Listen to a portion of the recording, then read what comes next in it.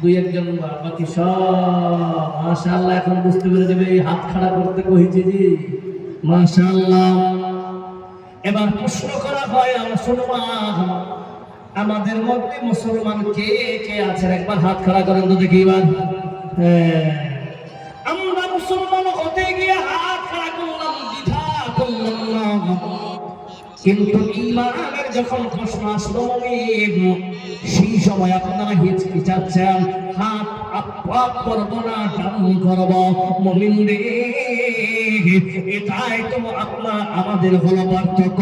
আমাদের ঈমান দুর্বল, আমাদের ঈমান দুর্বল। যে আল্লাহর প্রতি ঈমান থাকা দরকার ছিল, ওই ঈমান আপনার আমার আল্লাহ আহারে চায়ের দোকানে বসে বসে আপনারা গল্প করতেছেন। আপনারা যদি 0 মাইল গোলাপ বাগিচা কয়েকদিন আগে আমি মঞ্জেরিতে প্রস্তাব করে জালসা করার জন্য আসলাম।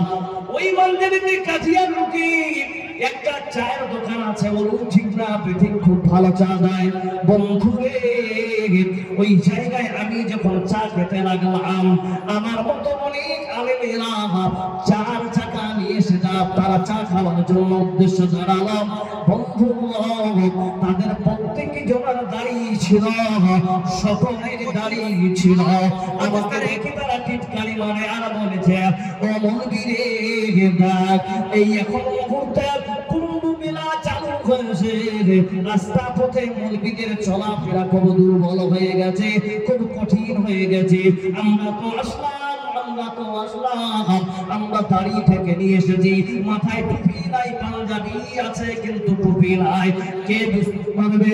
কিন্তু এই মৌলানাকে দেখো, মাফলার খুলে পেকে ঢুকিয়ে দিল। আগে চা খেলাম, খাবার পরে আমি সব শুনতেছি রেগুলা।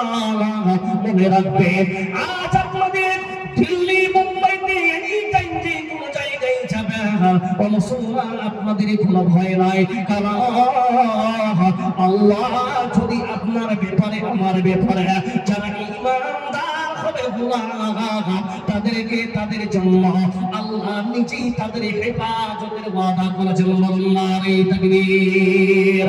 আল্লাহ পাক বলতেছেন, বান্দারে তুমি আজকে ট্রেনে সফর করো, বাসে যাও, তুমি আমার প্রতি মনে নজর বলে হা হা, তাহলে সব আল্লাহ কোরআন দিয়ে ফয়সালা দিতেছেন। ঈমানদার তোমরা শুনে নাও, ওয়ালা তাহিনু ওয়ালা তাহজানু ওয়া আনতুম আ'লামুল্লাহ ইন কুনতুম মুমিনিন। কোনো ভয় না হয়, কোনো চিন্তা নাই, তোমরা যদি প্রকৃত ঈমানদার হও, দুনিয়াতে কোনো চিন্তা থাকবে না, কোনো